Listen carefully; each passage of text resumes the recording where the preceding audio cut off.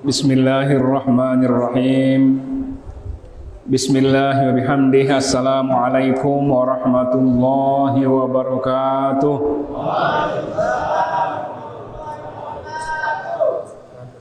Alhamdulillahi rabbil alamin. Wassalatu wassalamu ala asyrafil anbiya'i wal mursalin wa ala alihi wa sahbihim ajma'in. Allahumma salli ala sayyidina Muhammad wa ala ali sayyidina Muhammad, amma ba'du. Faqala Allah ta'ala fi kitabihil karim, a'udzu billahi minasyaitonir rajim. Bismillahirrahmanirrahim. Law anna ahlal qura wattaqau la fatahna 'alaihim barakatim minas sama'i wal ardh. Yang tiang hormati dan kita hormati semua Pak Kepala Desa Pemenang Barat beserta seluruh jajaran beliau yang hadir pada kesempatan ini, orang-orang tua kami, para tokoh agama, tokoh masyarakat, para tuan guru, para asatidz, bapak-bapak, ibu-ibu sekalian, adik-adik remaja, singkatnya seluruh hadirin hadirat rahimakumullah wa hafizakumullah. Alhamdulillah wa syukrulillah. Tentu sangat berbahagia sekali rasanya kita pada malam hari ini bisa hadir di masjid kita yang indah ini untuk kita melaksanakan ibadah kita, sholat tarawih. Setelah tadi kita melaksanakan puasa sehari penuh, maka sekarang tarawih ini adalah merupakan relaksasi kita. Jadi kalau dalam pandangan agama kita, sesungguhnya tarawih ini istirahat kita. Setelah tadi kita tarawih, kita puasa, kemudian kita menahan diri dari lapar, dari dahaga dan sebagainya, maka tarawih ini adalah rihlah kita, istirahat kita. Maka Bapak Ibu sekalian, kalau ada orang yang tarawih sampai kemudian pola kengnya si nabi namanya, si gupuhnya, nah ini menyalahi kaedah-kaedah dan tujuan tarawih itu sendiri. Kita lihat ada saudara-saudara kita 5 menit bahkan 7 menit ya selesai 23 rakaat nih ya. Bahkan ada yang kita lihat di YouTube itu imamnya hanya bismillahirrahmanirrahim, berhentinya waladhdallin. Jadi dia yang kedengaran yang kena alhamdulillahirabbil alamin ini ya. Jadi sampai tidak kedengaran gitu. Namun ibu-ibu, bapak-bapak yang rematik, yang encok ya insya Allah langsung selesai lah malam ini kan. Alhamdulillah. Tapi kita alhamdulillah ya kita tadi melaksanakan sholat tarawih. Yang penting Bapak Ibu sekalian, kalaupun misalnya harus dipercepat karena waktunya ini harus kita efektifkan, minimal bacaan kita ini tidak hilang maknanya. Jadi masih kita tahu baca alhamdulillahirabbil alamin arrahmanirrahim daripada bismillahirrahmanirrahim dhalin ya langsunglah buat ini ya. Jadi kita tidak tahu ya bagaimana adab kita terhadap Al-Qur'an juga mungkin tidak benar. Nah, untuk itulah maka tentu tarawih ini mari kita laksanakan dengan santai, dengan ikhlas supaya kita merasa nyaman untuk melaksanakannya. Apalagi malam ini adalah malam ke-16. Kalau kita baca dari kitab niki, ada satu hadis Nabi yang panjang sekali yang menjelaskan dari malam pertama, malam kedua, malam ketiga, keempat sampai malam ke-30 itu berbeda-beda pahala dan hikmah yang diperoleh oleh orang yang melaksanakan sholat tarawih. Sehingga apabila ada satu malam saja dari sholat tarawih kita itu yang tertinggal, maka sebetulnya kita rugi. Karena di dalam 30 hari atau 30 malam kita melaksanakan sholat tarawih niki, masing-masing malam itu memiliki keistimewaan tersendiri. Malam ini alhamdulillah Bapak Ibu sekalian luar biasa. Ya marabasan kita ke-7 tamu tarawih ya. Alhamdulillah kita ada di sini. Dalam hadis itu dijelaskan barang siapa yang melaksanakan sholat tarawih di malam ke-16 ini Allah memberikan 2 kebebasan. Pertama adalah kebebasan dari api neraka, yang kedua bebas untuk masuk surga. Subhanallah. Ini luar biasa. Apalagi yang kita cari ya kalau tidak apa yang Allah Subhanahu wa taala berikan seperti itu. Ya ujung-ujungnya Bapak Ibu sekalian ibadah-ibadah yang kita lakukan ini maka ujungnya adalah kita mengharapkan ridho dan rahmat Allah Subhanahu wa taala. Bagaimana bentuk rahmat Allah Subhanahu wa taala? Di antaranya adalah Allah memasukkan kita surga itu ke dalam rahmat karena rahmatnya. Ya, kalau kemarin 10 malam pertama itu adalah malam-malam rahmat Allah. Allah membagikan rahmatnya, membagikan kasih sayangnya kepada kita sebagai hambanya. Allah sebagai pencipta menyayangi kita semua. Ya, marah bahasa ini tanahnya tumpah angennya, kasihannya Allah Subhanahu wa taala kepada kita di 10 malam pertama kemarin. Kita diberikan rahmat oleh Allah Subhanahu wa taala. Apakah rahmat Allah itu penting, Bapak sekalian, Ibu sekalian? Penting.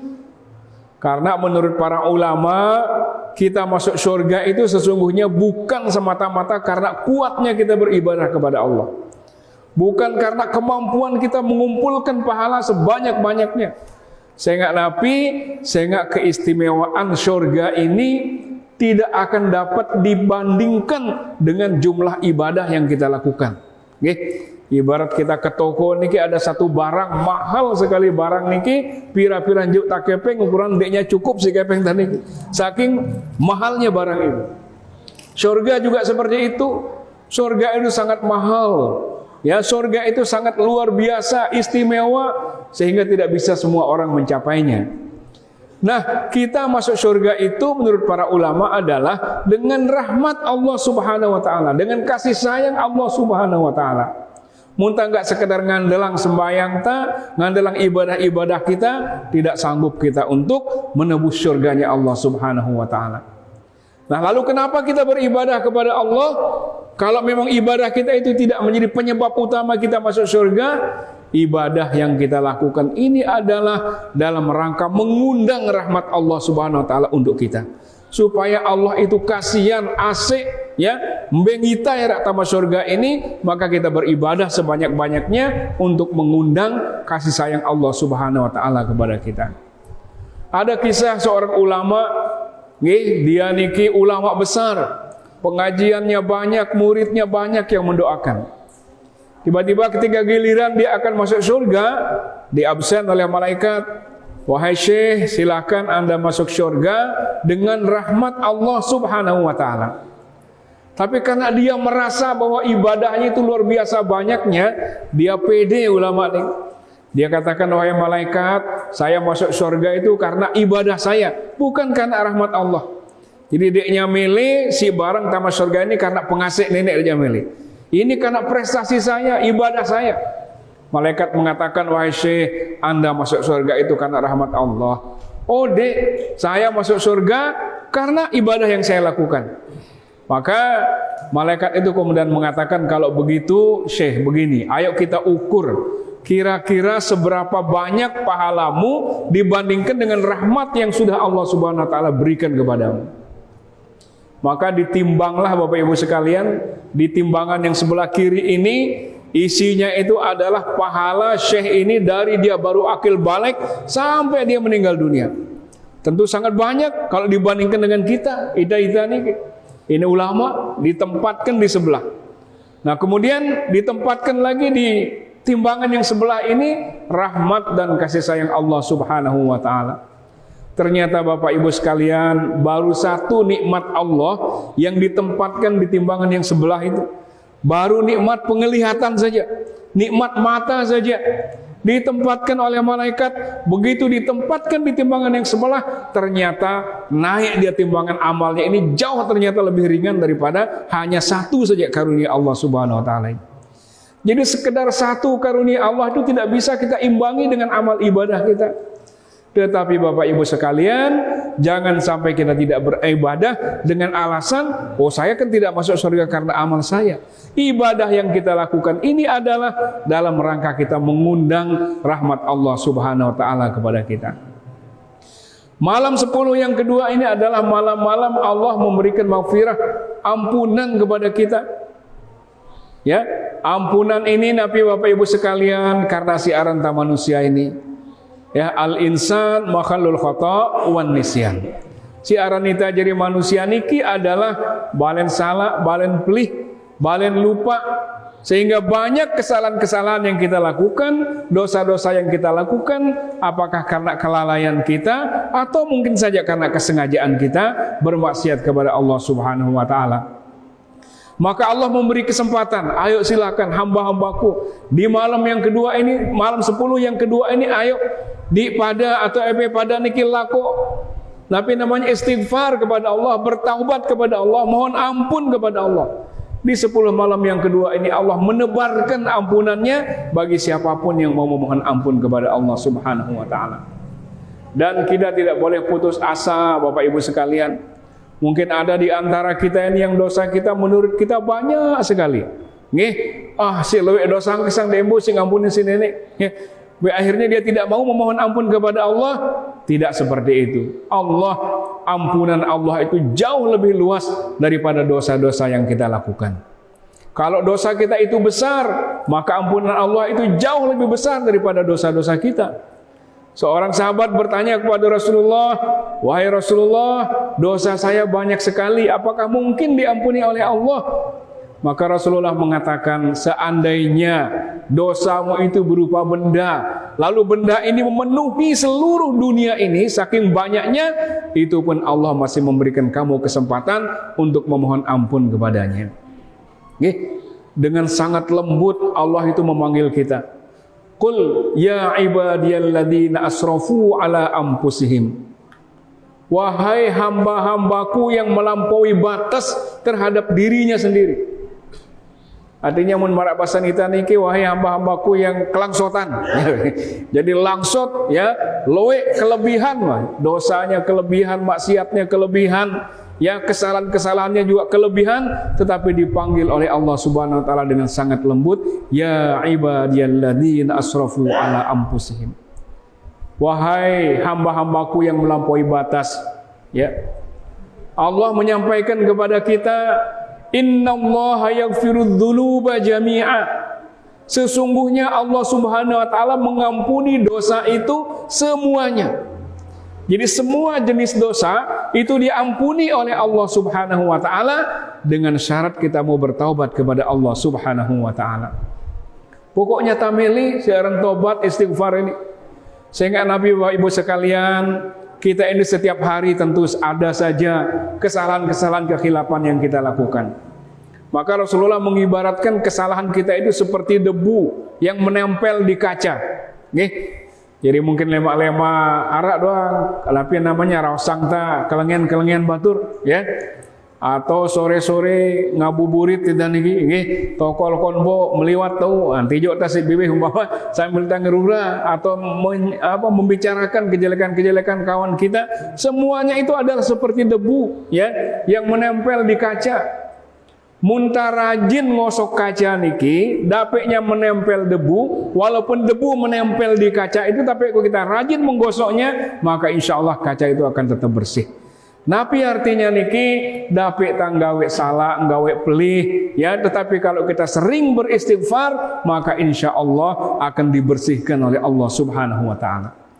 Tetapi walaupun kesalahan kita itu berupa kesalahan-kesalahan kecil, atau debu itu misalnya sedikit yang menempel di kaca, tetapi begitu dia menempel tidak kita hapus, begitu dia menempel tidak kita hapus, dia menempel tidak kita hapus, maka debu-debu yang kecil itu akan berubah menjadi debu-debu yang tebal yang menutupi seluruh dinding kaca itu, sehingga sulit ya si bersihan.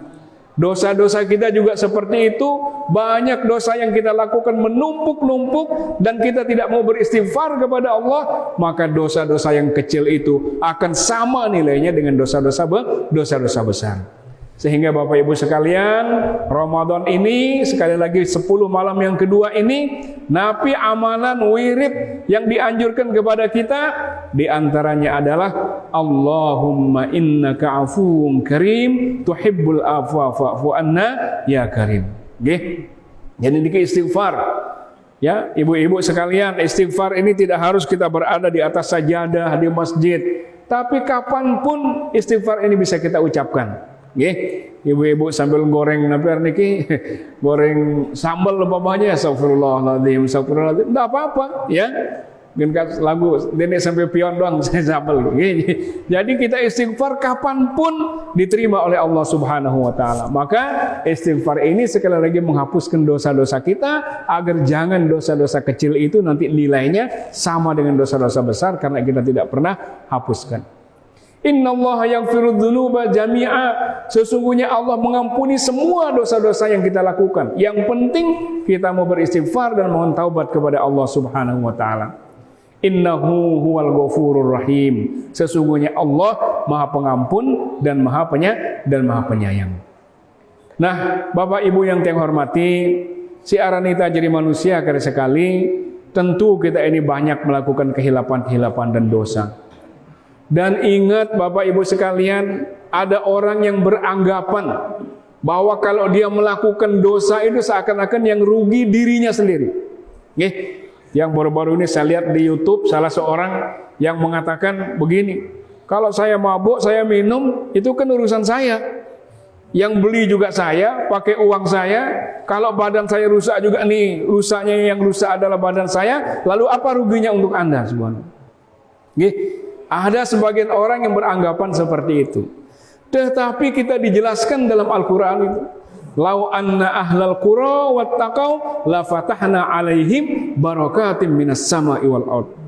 Seandainya seluruh penduduk negeri, seluruh penduduk satu tempat, seluruh penduduk kampung itu bertakwa kepada Allah Subhanahu wa taala, maka akan Allah keluarkan keberkahan di kampung itu baik dari langit maupun dari bumi. La fatahna, di sana ada taukidnya, lam itu bahwa Allah pasti akan memberikan keberkahan itu baik dari langit maupun dari bumi, berupa rezeki, berupa ketenangan, berupa perasaan sehat dan sebagainya akan diberikan kepada masyarakat kampung itu apabila seluruhnya bertakwa kepada Allah Subhanahu wa taala. Nah, di sana ada kata seluruhnya, mun selapu tak. Kalau selapu tak akan pemenang barat ini adalah orang-orang yang bertakwa kepada Allah, maka insya Allah keberkahan itu akan diturunkan oleh Allah Subhanahu wa taala di pemenang barat ini, dan itu pasti adanya. Innallaha la yukhliful mi'ad. Allah tidak pernah mengingkari janjinya. Tetapi kenapa keberkahan itu hilang? Karena tidak seluruh kita bertakwa. Apabila ada satu orang yang melakukan perbuatan maksiat kepada Allah, maka yang rugi bukan hanya dia, tetapi dia menjauhkan jarak dari keberkahan itu terhadap Allah Subhanahu wa taala. Setiap orang yang melakukan kemaksiatan di satu kampung, maka dia akan menghalangi keberkahan Allah Subhanahu wa taala di kampung itu. Kita akan Karangpangsor umpama, ya. Jadi semua masyarakat Karangpangsor ini takwa kepada Allah, maka la fatahna alaihim barakatim minas sama'i wal ard. Akan aku turunkan keberkahan itu baik dari langit maupun dari bumi akan aku keluarkan. Nah, lagu monarak seke misalnya yang bermaksiat, maka kurang keberkahan di kampung itu. Seke bermaksiat lagi, berkurang keberkahan di kampung itu. Kalau banyak kemaksiatan di tempat itu, maka bisa jadi Allah mencabut keberkahan dari kampung itu, tidak hanya sekedar menguranginya, tapi dicabut oleh Allah Subhanahu wa taala.